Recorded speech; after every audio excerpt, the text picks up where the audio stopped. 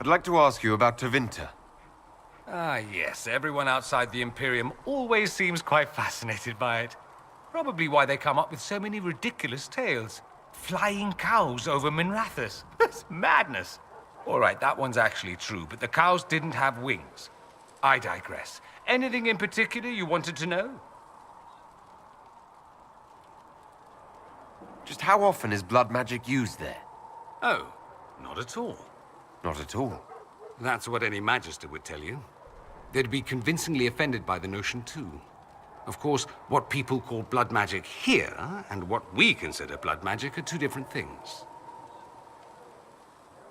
What's considered actual blood magic in Tevinter? Blood magic isn't inherently dangerous. Using your own blood or that of a willing participant, what's the harm? The problem is that what's permitted only gets you so much power. And what if you need more?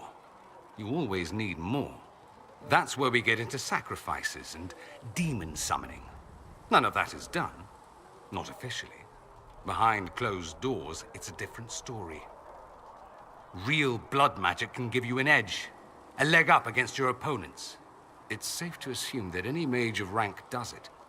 The rest are quietly shut out of power, to put it bluntly. You'd think the Templars would object. I imagine they did, long ago. Once, their investigations might have been sincere. Then their balls were cut off. Too inconvenient. Nowadays, only the friendless are accused. Most of them probably innocent. There must be some mages who oppose this. Of course. I do. And I'm not entirely alone. Occasionally, there'll be a Magister who makes noise, and then the reform talk begins. All very patriotic.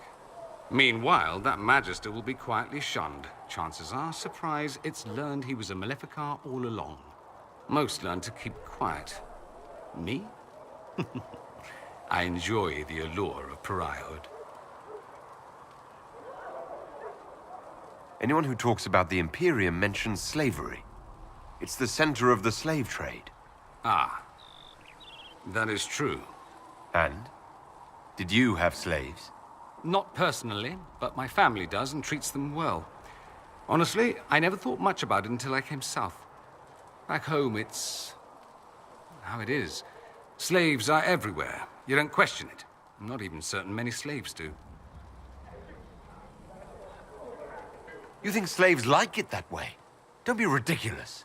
I didn't say they like it. It's all most of them know.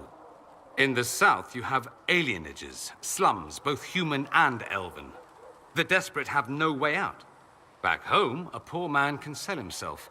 As a slave, he could have a position of respect, comfort, and could even support a family. Some slaves are treated poorly, it's true. But do you honestly think inescapable poverty is better? I suppose not, no. I don't know what it's like to be a slave, true. I never thought about it until I saw how different it was here. But I suspect you don't know either. Nor should you believe that every tale of Tevinter excess is the norm. It seems strange that an entire empire would be ruled by mages. Strange? Why are you less qualified to rule than some tart with a fancy crown? Actually, the fiction in the Imperium is that mages don't rule. The Magisterium rules. That Magisters are all mages is considered a convenient technicality. What is the Magisterium exactly? The upper house of the Imperial Senate, and the only part worth having a seat on. Those seats are split among the circles of Magi, the Chantry, and the major families. All mages now. It's odd that outside the Imperium, you use Magister like it applies to every Tevinter mage. If you're not a Magister, then what are you called? No special title? I'm an Altus, which is almost as good as a Magister, depending on who you ask. I've never heard of an Altus. Upper class. Those families who trace descent from the Dreamers, the first prophets of the old gods. If you're a mage and you're not Altus, then you're later, lower class. If you're not a mage at all, you're Soperati. That's everyone else. We do love our fancy words. I thought the Archon ruled over the Imperium. Well, yes. Technically, he can overrule laws passed by the Magisterium, but that never happens. Even so, he gets to appoint new magisters, which means all the families vie madly for his favor. Thus, the Archon gets invited to all the parties. The truest path to Tevinter influence, let me tell you. If it's a fiction, that means mages do rule then. Yes and no. Let me put it this way. Mages do rule, but not all mages are equal.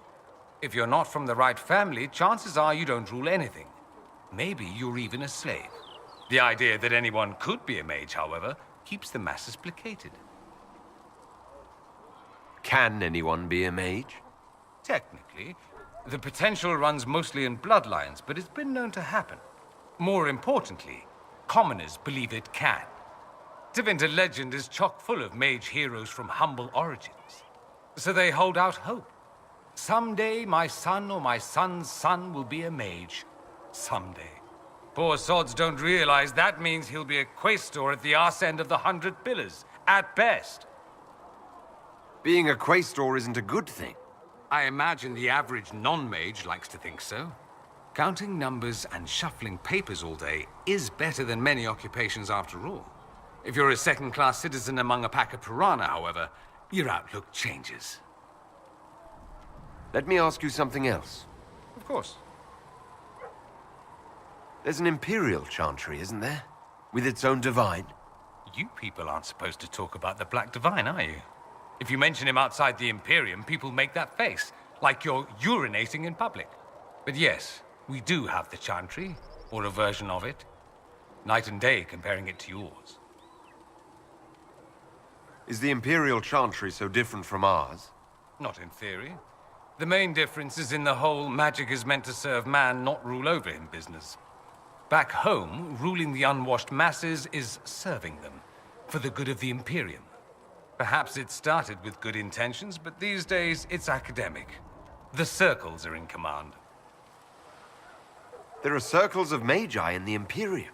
We don't have dismal little mage prisons, if that's what you mean.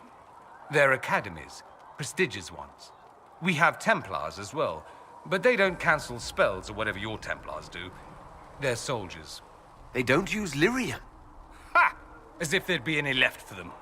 They watch for abuse of magic, yes, but only those who are weak or who fall out of favor get dealt with. Mostly they enforce the Magisterium's edicts. The Chantry smiles and nods from the sidelines. Do you really call him the Black Divine? We don't call him that, oh no. In the Imperium, he's the true divine. The woman sitting on the Sunburst throne is some backwater pretender. It all stems from a disagreement over Andraste. Marvelous, isn't it? Why would they disagree over Andraste? It's not my field of expertise, but the Imperium believes Andraste was a mortal woman, a mage. Down south, they say, no, she's the bride of the Maker, ascended to his side, divine provenance, a blah, blah, blah. We feel better believing Andraste was one of us. Makes executing her less damning, you see. So we elected a man as divine, the South declared war, and we've been feuding cousins ever since. So the Imperial Divine is always a man? All the better to distinguish him from that other one, yes. Don't think there aren't a number of female magisters who bristle at that. Why can't they be divine after all? Same reason you never see a man on the Sunburst throne. Because that's how it's always been done. Excellent reasoning. Do you consider yourself Andrastian? The big question. It might surprise you that I do consider myself Andrastian. I simply do not believe in the Chantry. It is a relic, whether back home or here in the South. Something from a bygone age desperately clinging to relevance. It's not an opinion that makes me popular. I share your opinion, actually. That's not surprising, considering what the Inquisition represents. I'll say this. I may not believe in the Chantry, but I believe in you. In me? That the Maker sent you, whether through Andraste or fate. Cassandra is not wrong. You are what we needed most at the moment we needed it. That's what they will say in ages to come. I'm not sure about that myself. Doubt is good. I like doubt. It will keep you sane. Me? I've seen too much to believe I know everything. The world is bigger than I. Even bigger than you. It laughs at all the things we think we know. The Maker doesn't need me to believe. But I do. The thought of no one at all watching out for us is too frightening. Let me ask you something else. So many questions. I'm wondering if the Imperium would be a useful ally. I'd think you'd be more concerned whether or not they'd support the Venatori.